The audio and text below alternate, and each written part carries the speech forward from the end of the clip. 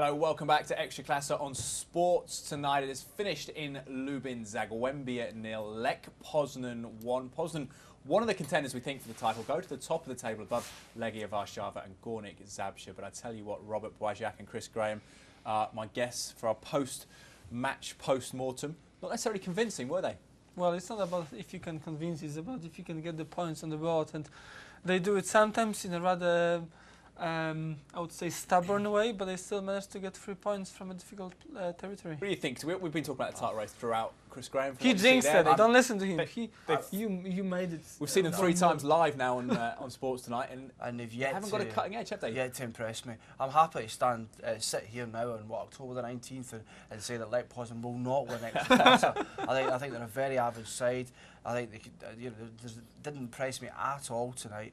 No cutting edge, defensively insecure. If they even finished in the top 2, obviously. Well, they lost Archim Rudnev, who went to Hamburg, top scorer in the league last season with 22 goals. But they're obviously relying now on midfield, and Vojo Uberparip in the 5th minute really got us off to an absolute flyer. At this point, Robert, when this goal flew in from distance, we thought Lech Poznan could be getting their 3rd 4-0 victory of the season. I mean, with that. Finish. I reckon that the expectations were high, not only in the studio but from everyone. 24-year-old Serbian, we don't necessarily expect him to do that, do we? No, not really. Especially that we actually were not expecting him really to be in the starting lineup, because we were hoping that the Bulgarian midfielder Tonev will actually be preferred instead of the Serbian. But he got the chance and he took it perfectly, I would say. Well, the interesting thing was, I think, for Zaglebie Lubin was they were sort of on the ropes for the first sort of 15, 20 minutes at home, and a number of chances for Lech Poznan, but then tide started to turn a little bit. Wozniak came on in the 30th minute. The manager, to be fair to him, made a change. And second half, Zaglebie are very much on top, and it was all about Szymon Pawłowski, with a number of shots and chances from distance, including hitting the crossbar, Robert. He seemed to be the main hope for the home side. Well, I mean, it has to be remembered that I think of all players playing for Zaglebie, he has the most caps for Poland. It's a great finish. I mean, what sort of goal would that have been if actually he found the net? We would have 2 amazing strikes in one match. It's got to be a big issue, isn't it? 5 goals just scored all season for Zaglebie Lubin. We said they're too good to go down, Robert says. They had a great second half season, finished 9th last time. But what do you think? I think they're too good to go down. I think there's a lot of attacking prowess. But like you say, like Jagiellonia, said 11 days ago, can't seem to find the net. And that is a real concern.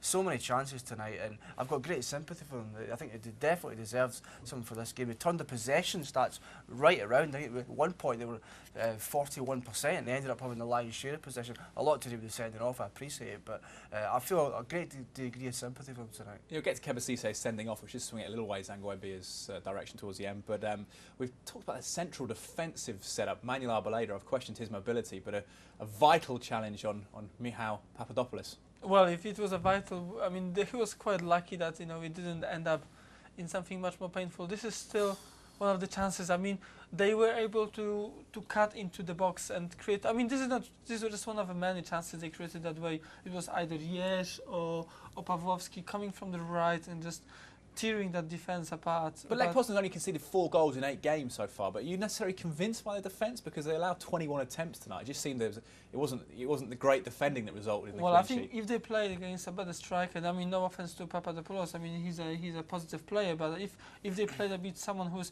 more clinical in front of the goal, especially just outside 6-yard box, I could.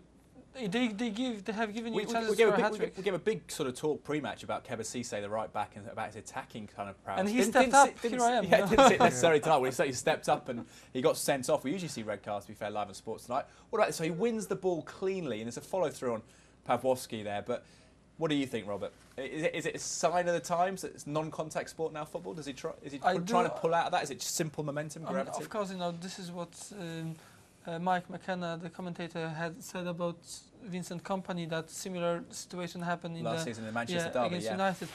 I do have plenty of sympathy for Cisse, because he didn't intend it to hurt anyone. He clearly got the ball first, and as he was landing, I mean, maybe he had like a less than split a second. It's one of Isaac Newton's laws, wasn't it? Yeah, force times speed equals. I just think in the current climate, like Mike said, I think you had to go in the current climate. But this is 21st century football. It's all about the pace dynamic. It's something. It looked horrific. It looked bad. It really did. Well, guys, we can debate that all night, can't we? The state of football today and whether contact's allowed or not. Agata Lee, any thoughts on that? What are people saying on Twitter? By the way, you can follow us at STL Ekstraklasa and get in touch with your views. Agata, people talking about the red card, the sending off, or the result, which you called absolutely spot on. Yes, I know. What I should probably do is a little bit of dance as the Lech. That probably looks weird. But this is what the Lech Poznan fans do. They always turn around and jump. So, Lovely dance. yeah, I'm very happy. This is my second correct prediction, so it's a big deal for me. It was 1-0, so great. However, yes, none of the goal feasts, as some of the fans expected, not 2-0, not 3-0, not 4-0. And to be honest, in the second half, Zaglebie played much better than actually Lech. So, yeah, that was another very unpredictable game from the Polish Ekstraklasa. And also,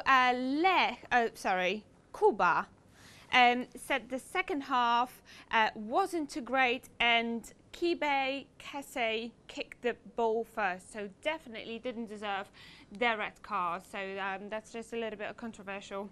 Yeah. What do you think? Certainly so. Well, we're debating that. It was a split the studio here. Kevin Cisse sending off. Agata full of plenty of passion this Friday night as well. I don't know if she'll be on the caffeine tablets like the England players. We'll get back to her after the break and talk about England. I know she's got some views on that as well. But right, let's take in